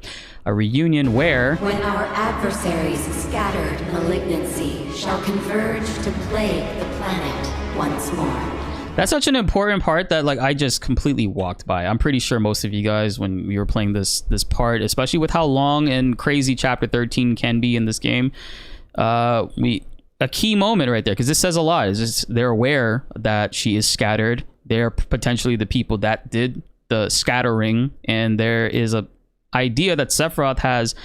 I don't know if Sephiroth might have learned about it from the sacred text or whatever, but like Sephiroth obviously has planet knowledge too, and ancient knowledge to a certain extent, so he would know and find out what the reunion is, which is why he's so often saying it and quoting it non-stop. Reunion. Malignancy shall converge to plague the planet once more. And while we've gone over most of the evidence to that effect, there's still one disturbing part of Sephiroth's plan that I still want to address. Yeah, I want to watch the rest of this part again. From what we've seen across multiple worlds, it appears Sephiroth is intentionally hunting Aerith in every world with the intent to kill her.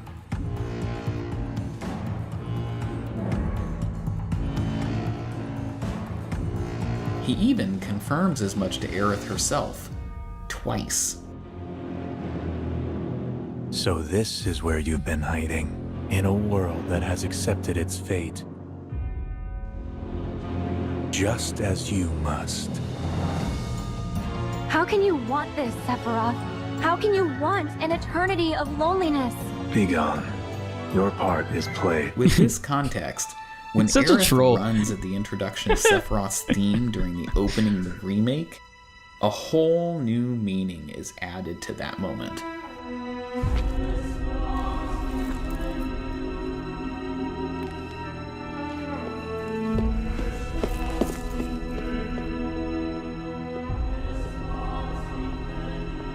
But why would Sephiroth go through such effort? Besides being extremely vindictive, what reason could he have to actively... That's crazy. He's like, he could have very well appeared into the corner there, because I always thought it was like the Whispers messing with her. It could be like Sephiroth covered by the Whispers, or they're preventing him from proceeding forward, and we can't see it because we're not being influenced by Aerith at that moment yet, but she can kind of see it, and it's like, or she's starting to see it, so it freaks her the fuck out. Hunt her down. I believe we have a couple of clues to Sephiroth's intent. As we reviewed earlier, after people die and enter the lifestream, it takes a while before their energy in the lifestream then gives rise to new life. In time, yeah. Yep. Sephiroth's endgame has something to do with the creation of a forever, in which the cycle of life and death would be disrupted. Ah. But there will be. Our world will become a part of it. One day. But I will not end. Nor will I have you end. Sephiroth has been unifying worlds, resulting in the screams of the planet.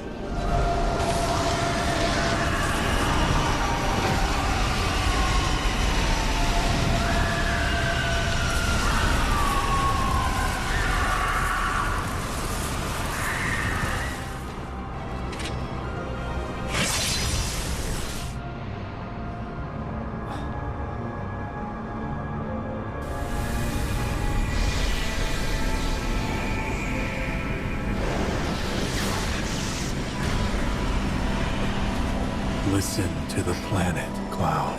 Oh, it's exciting to be able to talk about this again, chat. Cries, her rapture. Screaming! It's screaming! What you heard just now were the voices of the planet. Those born into this world, who lived and who died, who returned. They're howling in pain. Because of him, Sephiroth? Their words, they don't reach him. This shit sounds like music to him. Moments and memories, precious and fleeting, they're like rain rolling off his back. And when they're gone, he won't cry or shout or anything. From this, we can deduce that if people have died and their essence or consciousness is in the lifestream at the time those worlds are unified, they may cease to exist. And on the flip side of that coin, what would happen to the multiple versions of everyone unnerving. who are alive and not in the lifestream? That's so unnerving. If he actually goes through with that, and like somehow we hear Aerith scream. Do all of the worlds converge and suddenly there's a single version of every living person who ends up in one unified world and live together? But if Sephiroth really is trying to create an eternity where no one dies, it's entirely possible Sephiroth is trying to eliminate Aerith from all worlds. I love that. I love that. Leaving her spiritual energy in the limbo period across all worlds, so she wouldn't be present as the remaining Cetra to rival him in the new unified forever Sephiroth is creating. This shit gives me life, specifically because, and again, I'll say it again, I just never understood why Sephiroth is just doing the same thing again. It made no sense to me, but putting it in this perspective as the potential way that he could be going about it, as the game has kind of like alluded to many of those things occurring, not specifically saying it's going to happen to her, but they're talking about it happen to other people that have died from those worlds that are being unified from the live stream. That actually makes me feel a little bit more uneasy and uncomfortable about Sephiroth getting closer and closer to that, because I wasn't feeling that before. I wasn't feeling like, oh, okay, like, you know, yeah, he did the thing, but she's still going to be able to do the thing, right? But that very well could be Sephiroth's backup plan, or whole idea to eliminate her from being a factor in any way. He stopped by a Cetra. Yeah, it makes me want to play all of it. So there you have it. We set out to break down the lore and mysteries found thus far in the Again, fantastic job. If you guys are just now tuning in at the very end of it, you didn't catch the whole thing, I greatly recommend you check out the video yourself and dissect it, and also leave a comment on that video while subscribing to John Q Gamer, man. He did a really great job on that, and I hope I saw Subtext saying that he'll definitely be checking it out, as you usually do on your Sundays with Subtext, which, by the way, if you guys want to see Subtext's reaction to that, make sure you follow him as well on YouTube and Twitch. I think he only goes live on Twitch, but the video would probably make its way to YouTube. It makes sense. And also, Subtext is hanging out with us right now in the YouTube chat. Sorry, chat. I'm just trying to jump back and forth between both of them. Sure, we thought Aerith was playing chess the whole time, but it was actually Sephiroth. That shit goes hard, man. Like, it's just like, it's cool to see. Okay, this is the scary aspect of like Sephiroth being able to succeed and go through with this. Hi, L0. Hello. Sorry, Twitch chat. Oh, Twitch chat doesn't always get all the light. You know what? Here you go, Twitch chat. There was an ad coming. I snoozed it. Yeah. Yeah, let's go. Sorry, a bit behind on the live stream, but regarding Jenova, she does seem to be gaining fragments of herself through each fight so far, looking more human and human. Sephiroth has started the murder. Yeah. The moment that Sephiroth continues to... Every time we see and interact with the Jenova, it is a different one, and she does grow more and more. But we're also like not always seeing Sephiroth. Sephiroth could be in the background, just combining shit for all we know. So will we see Sephiroth succeed in part 3 and we'll have to undo it? It's possible that they could go a Final Fantasy VI route where the world of ruin, potentially, you know, the world of ruin happens, and we have to find a way to maybe I don't know. I don't know if they actually go that way, because then it just ends up like the Dragon Ball Frieza movie, Revival of Frieza, where they just basically rewinded the last like 5 minutes, which I hope they don't do. I hope there's more into that. But this definitely got my FF7 content theorizing brain and juices flowing, because I think there's a lot that we can go off of for this. Not saying like there's no theory. You guys have heard it many times. There's no theory that's the end all be all. For sure, 1000%, this is what's going to be happen, and it's just more so a way to kind of like engage in conversations with each other, other viewers, other content creators, to kind of like not just make sense of what's going on, but also feel that enthusiasm that we all share behind like this story and like what these devs are like absolutely cooking up in the background. Because it just, for a long time, it just like I felt no attachment whatsoever to what Sephiroth was doing, and now more so I do. Now I do. If that, weirdly enough, I don't know how to explain it to you guys. It just didn't feel threatening before. I didn't feel really threatened by him, because it just felt like, okay, you're just making the same mistake, buddy. See you in part 3 when we win. But now it's like, oh fuck, shit, that's pretty fucked up. And he's kind of like winning in a way right now. We don't know exactly how far along those plans are going to be, but damn, it's looking kind of scary.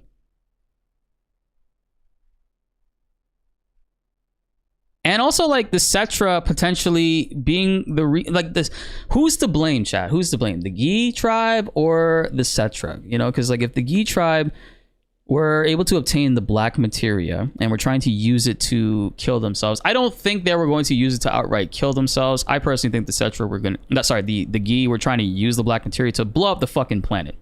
Whatever is on the other end of it, whether it be a meteor or an alien rock eater, come down to this earth and put us out of our misery. We don't want to be here anymore. We don't care about the other people that are here. If they die in the process, so be it. They ended up getting like defeated, but not killed, obviously, because they can't die, by the Cetra. And the Cetra, in doing this, I don't know if that already meant Jenova was going to come anyways. She was going to be their salvation that they didn't know about. Or, you know, like that's pretty crazy. Hey, what's up, Sleep Easy?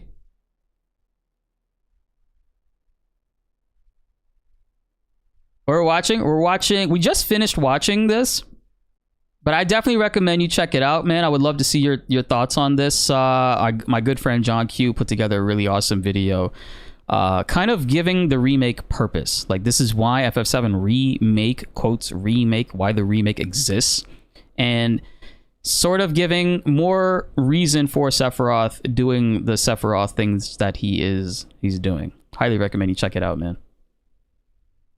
Yeah, I'm gonna be making a video in regards to it, maybe like the reaction, and then video diving deeper into it, because there are some things that I think that this could also kind of like help out.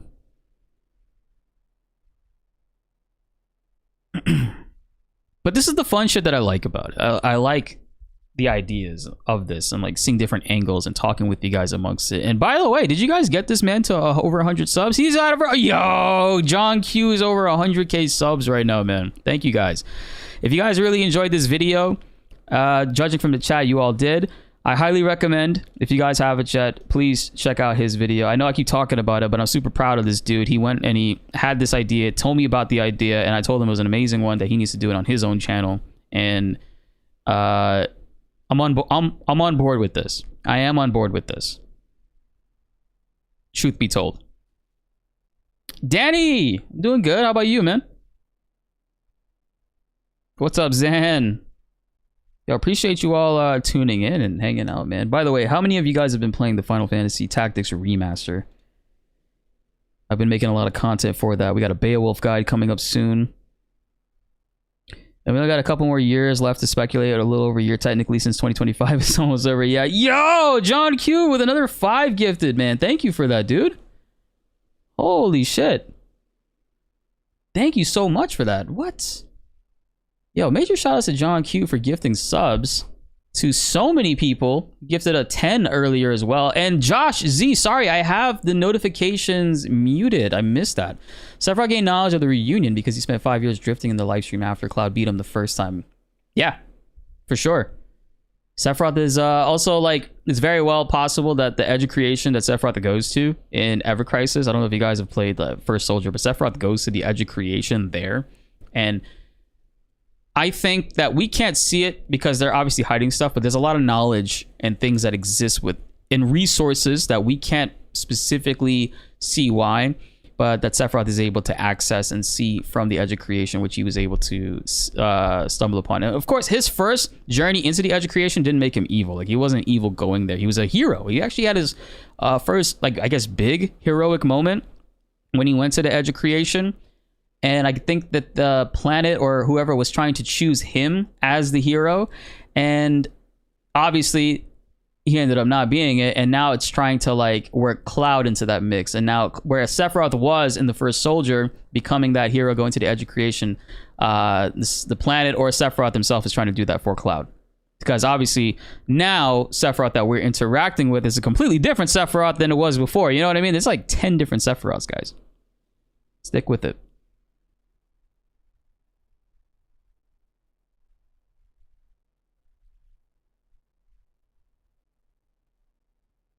3D chess, multi-dimensions, brain gang. You know. Also, Homerin, thank you so much for the tier 1 sub. Downstorm AF for the 5 gift memberships. Man, I appreciate you. It's been so long, guys. I know I haven't been streaming, and we've just been mostly making content and doing a bunch of variety stuff. And I really do appreciate you guys. Seriously, it really, really means a lot. Yeah, major shout out to John for gifting the subs, man. And that's also, by the way, that's his video we were just watching. This is his YouTube channel, and if you guys haven't yet, be sure to subscribe to him. And I want to see this dude at 1,000 subs by November. When's the part 3 trailer coming? I'm gonna be real with you, man. I don't know if that's gonna be coming until the Game Awards. I was thinking maybe TGS sometime around then we could expect to see something, but I hope it's Game Awards. And I hope that when it is Game Awards, it's not some weird thing where it's like, oh, here's a 30-second Game Awards trailer, by the way, with Umatsu playing on stage, and we kind of just didn't tune in for the first half of it. And then the full 3-minute trailer is on their channel, and you have to like divert your entire stream to the Square Enix channel now, which we had to do, what was it, like 2 years ago now? The Game Awards 2026. No, man. We know that Square Enix likes to promote these titles with 1 year time cycles. So I could see 2025 this year they start to talk about it, and then we see more of it at Summer Games Fest, and then it follows the same cycle that it did in 2023-ish, right? Yeah, 2023 was when I think I played it at TwitchCon. I played it at TwitchCon.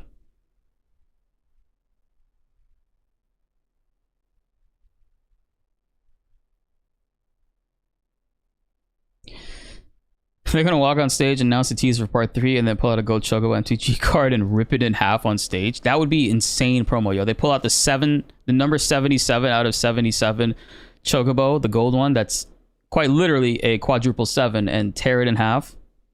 I like the way you think.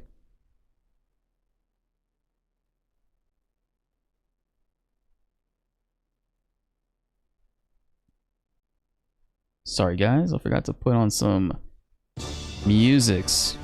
Yeah, I've been playing a lot of Tactics, so kind of like vibing with Tactics right now.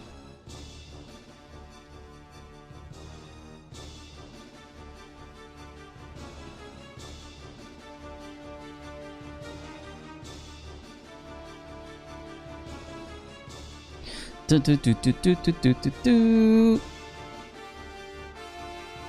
You know what that means, John? We gotta go to work.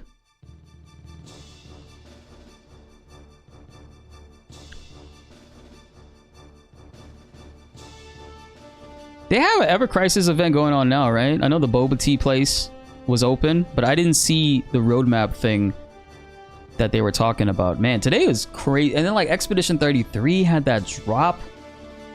Bro, what do I even prioritize here? That shit is nuts. Have I heard about Goblin Gank? Absolutely. That is when you put a goblin in the middle and you just push him around. Throw rocks at him, throw rocks at your teammate, everybody catching rocks. Focus a little bit. Hey, no problem, Classy. Thanks for rocking with us. Appreciate you, bro. Sorry I didn't get to read everybody's messages. I didn't want to talk over the video too much. And I feel like I paused a little too much. Let me know, guys, if I did that. I'm still trying to get better at reacting. It's not really my forte. No, I haven't been on a 2-year anniversary for Ever Crisis.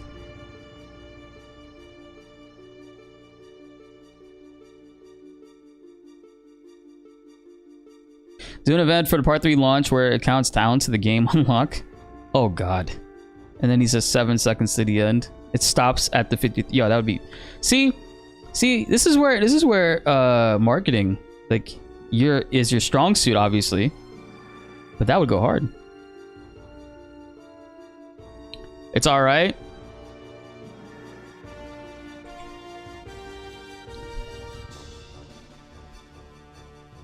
Yeah, I know. It's probably like if I upload like the full reaction, which some people are saying they would like to see since they tuned in later, because I'm not gonna let this stream post as a video. I don't know if I should. Maybe I should let it post as a video, because then what would be the point in? Nah, I could probably do. Maybe I could do both. The full live stream reaction, not have it like post to the timeline, but then like the video after. I don't know. There's so many different ways to go about it.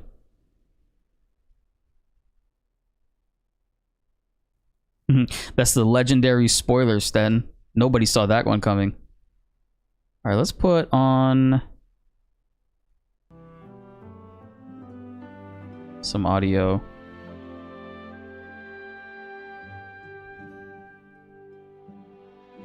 I'll do both. I'll do the unlist stream, where like this stream will post and I'll timestamp it, and then we'll have a video, because I have a thumbnail idea. I was gonna kind of do like the inverse of this thumbnail. You see how Sephiroth is out here looking at the windows here? Do the reverse. Have Sephiroth staring at the thumbnail and then having other like windows behind him. I think that would be kind of cool. How's the Clips channel going? Honestly, I have not been really messing with that. I let my friend kind of like been running it, and he's been busy. I've been busy too, so it's no big deal. But I should start using that more. If they announce it too early, you don't get the collector's edition, you're gonna be upset. I would like to get the Cloud on the motorcycle and the Buster Sword collectors from the first game. Right, that was a collector's item in the first game, right? It is a very busy season, yeah, absolutely. There's just a lot to start talking about, and it all happened at once, man. Between Dragon Ball, Tactics, freaking Ever Crisis stuff.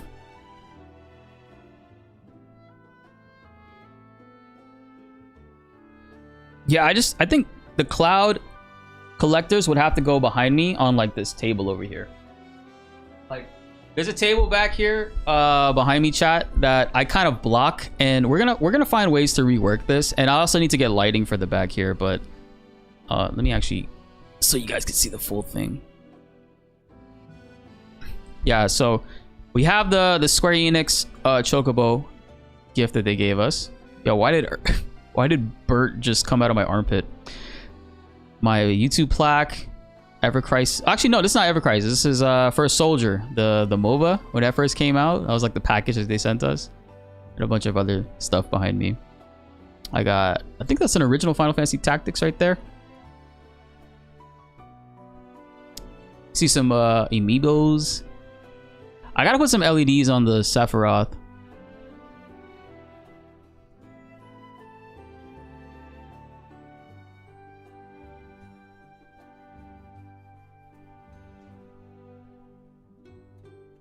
When I said Chocobo, it spawned the Bert.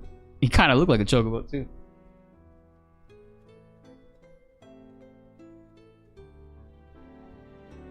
I love this wall, man. Shout outs to my wife. We decided to take my computer and everything. I used to be on that wall right there. We painted the whole office too. It's now like a navy blue. We took everything off of that wall, the computer and everything, put it on this side because there's less wall here. There's a window right there. So now I have a full wall to decorate, and we got MJ on the wall again. We got Big Boss on the wall. I used to have in the condo, I don't know if you guys remember back in 2021, 2020, yeah. We had these posters in the back. If you go back in all our old videos, we always had them, and it just didn't feel right for the last couple of years. In every new office, I wasn't able to like put it up. Yeah. So this is how it is typically, but what I could do, hey, it's me again.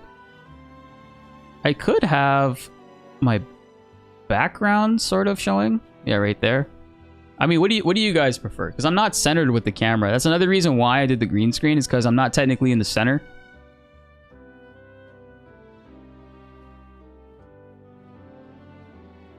Maybe I do this and I remove myself from the image there.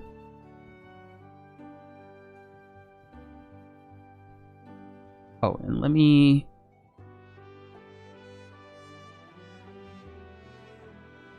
That's the full image right there.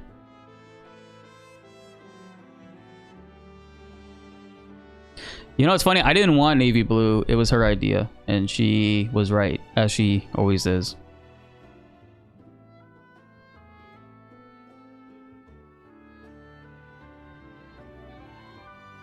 You guys want to see the background? No way. Okay. Well, that's cool. Appreciate that, chat. Maybe I'll do this.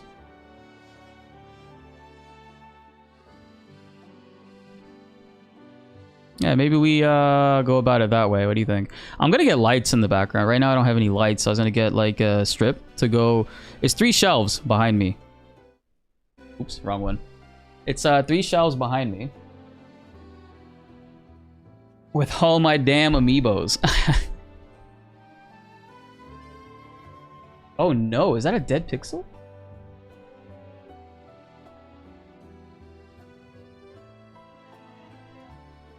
Oh no, it's not. It's something on my camera. What is that?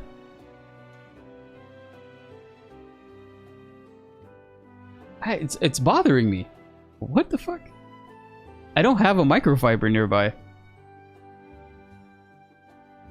Yeah, I got a bunch of like rare amiibos and shit that I never like opened. But some of the cool rare ones I got a bunch of Sephiroths just in case they did some crazy shit like print 2 wings on him. I was trying to see if I can get some Samus luck. Remember when Samus, with the Samus emoji came out, it had 2 gun arms?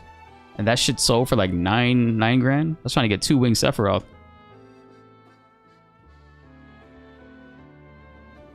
Yeah, we're gonna get some lights for the background. It'll be some good 3-point lighting as well. Eh.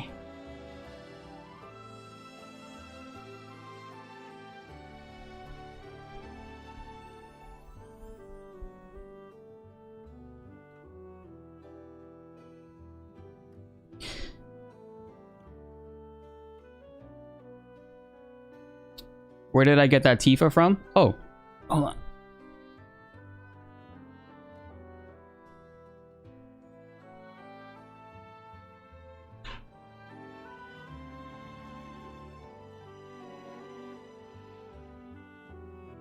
Where is it?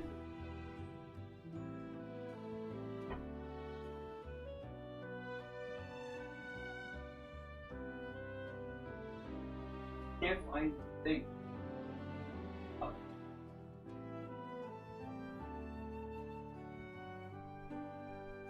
Well, thank you, chat. That in the background is actually this Tifa Lockhart from the famous hit game Final Fantasy VII. She's also in Final Fantasy VII Remake.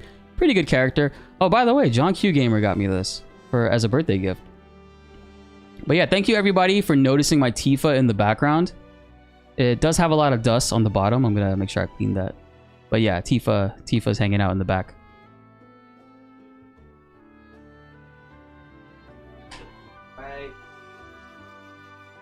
Thank you for noticing that. I appreciate it. You guys are amazing. The life-size Tifa? I have no idea what you're talking about, bro. That is clearly not a life-size Tifa. That is a, like... It's like a 2-inch Tifa?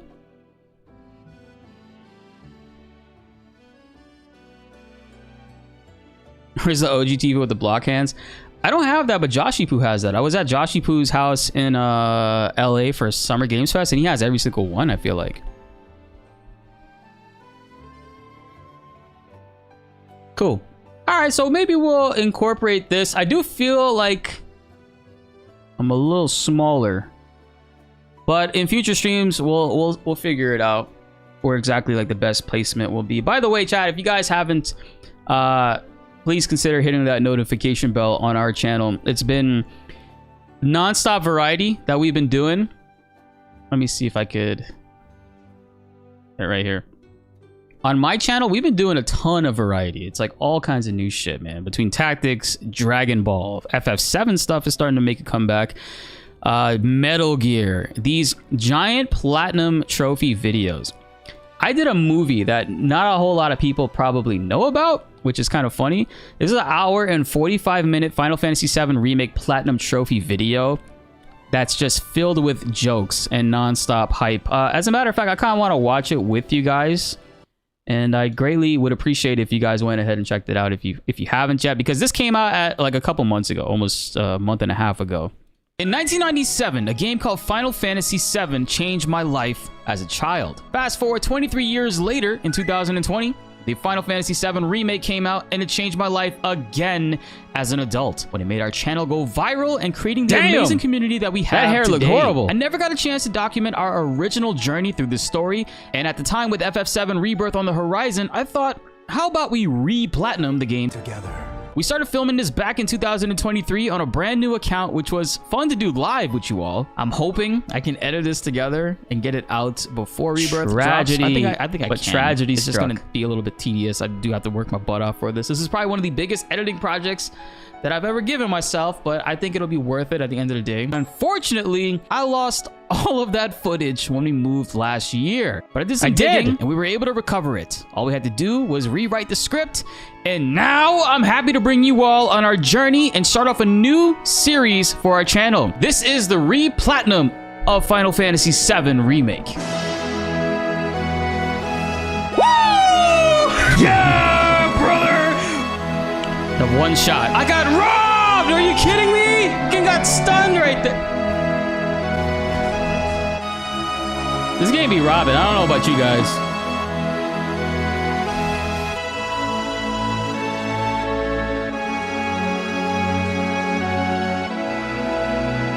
The re-platinum. Our first trophy is literally pressing the square button 4 or 5 times. But I already got it on discount, so let's pretend that it popped. True story, this trophy is actually only 86.7% owned. That literally means that 13.3% of people that downloaded and installed this game died after witnessing that intro. This is so sad. Can we get a subscribe to help raise that 38% even higher? I got a Gyrus reference. If I have any too. issues with bosses, I should check out this YouTuber, FF7 content creator that makes battle guides, BltzZ on YouTube. Yo, that guy sounds lame as he sounds like a Tifa simp. I forgot to tweet this shit out. Hold on. Playing Final Fantasy 7 Remake for the first time ever and unlocking the Platinum Trophy live. This Jessie character sure is neat. Hope she makes it through. All right, you guys get the idea. You guys get the idea. Yeah, that video is out. It'll probably be in the algorithm and like recommended when like Remake eventually comes out. I think on like the Switch. This end of this year. No, January it comes out on the Switch and Xbox. So this video will probably be surging around then with people trying to get the achievements and whatnot for the game. And obviously with any news that we get for part 3 coming out. And yes, for those that are asking, I am going to be and am working on one for Final Fantasy 7 Rebirth. Rebirth, we got about 9 or 10 trophies left. So it shouldn't be too bad for us to go through and knock it out, which we will get to that. But I kind of wanted to maybe do it for a goal. Because right now I'm doing tactics. Right now I did Final Fantasy 7 Remake. I did Metal Gear Solid Delta. Expedition 33 is kind of like 1/3 of the way through. But I'm working on the Final Fantasy Tactics Platinum Trophy right now. So that video will probably be next. And then we'll do Expedition 33 before the Game Awards. So you guys can enjoy that. But yeah, I'm probably aiming to do one of these every month. I think it's a really big project. They're longer videos. They're probably going to be not as crazy as this one being 2 hours. I'm going to be aiming for more like 45 to like 1 hour. And then maybe Rebirth. Rebirth is probably going to have to be 2 hours long. Let's just be fucking real right there. 13% gave up and never returned. Yeah. Yeah, I platinumed the original FF7. We did that in 2020. And there was a bug for the date, all the date scenes. We had to like change it back to vanilla and get the Barrett trophy that way. YouTube actually pushed it again with the tactics release. Let's go. That's awesome. Yo, I appreciate that, AT. I'm so glad you enjoyed it. Had the Roche cut before the Roche cut. Yo, hold on, let's go back to that haircut. 2020 was rough, man. Barbershops were just... Yeah, because I don't think my barbershop opened back up until July. Yeah, it wasn't until July. Final Fantasy VII changed my life as a child. Fast forward 23 years later, in 2020, the Final Fantasy VII Remake came out, and it changed my life again as an adult. When it made our...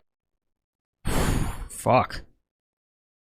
Man, this was actually not even that bad, too, considering that I shaved my mustache and trimmed my beard a little bit. This was even worse. If you go back to our streams from then, this was when we made it on the trending page, actually, because of FF7 Remake. YouTube, very last minute, they told me, hey, you're going to be featured on the trending page for a week as creator on the Rise. And I was like, okay, cool. Had no content planned. Woke up the next day to like 10K new subs and fucking 800,000 new views all across the channel. I was like mind blown, and it lasted an entire week. So I don't know if YouTube still does that. Trending creators, they do have this new thing. I don't know if you can do it on desktop, but on mobile, if you like a video, you can hype that video 3 times. Once a week, 3 times a week, you can hype a video. So on my next video, or whichever one you guys want, you guys can actually like it and then hit the hype button, and you can hype it, and that actually puts it on the trending page. It's no longer on the trending naturally. Your community has to upvote you and put you on there. And only channels under 500k subs are allowed on the hype page, which is interesting. You found me around that time? Let's go.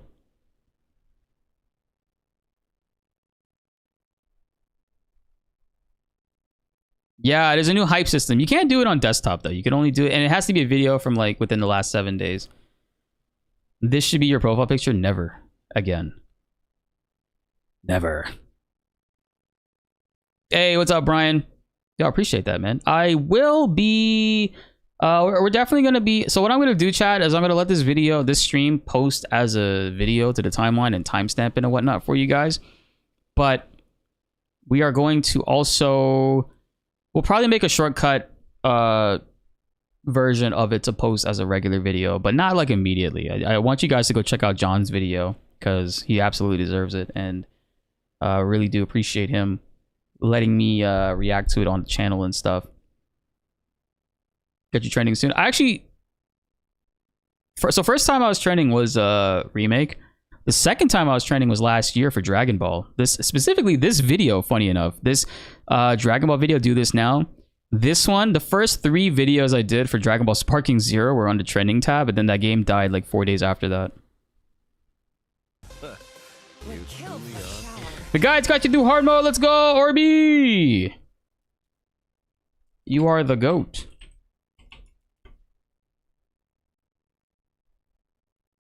Yeah, that is awesome. 10 out of 10 experience. Great stream, by the way, chat. I do need to actively go and make some content now. So, I think it is time for us to call it there. We got to go work on some stuff. Get those videos up and running for you guys. Probably going to go eat some dinner. Say hello to the family.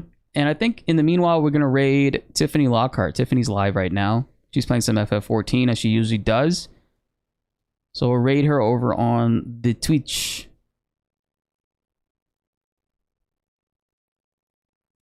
Yes, thank you so much, chat, for hanging out, man. I appreciate you guys.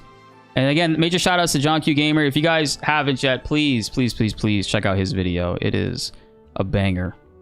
That is it right there, linked in the chat. I'm going to be making sure you guys get this man to 1,000 subs, bro. He deserves it. All right, you guys take care. I am going to call it a night and work on some stuff. Love you all. It's been a while, but hopefully I'll see you guys again soon. Take care. Till next time.